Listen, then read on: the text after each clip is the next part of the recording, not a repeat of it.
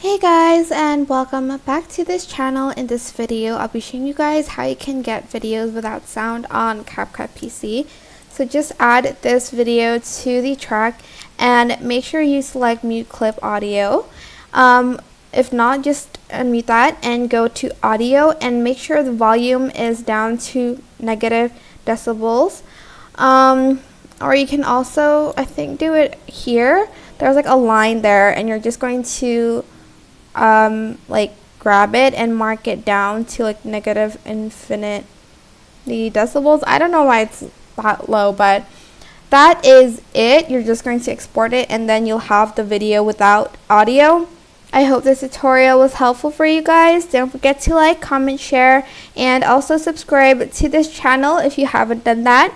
If you have any questions, just leave it in the comment section down below and I will try my best to answer them all for you.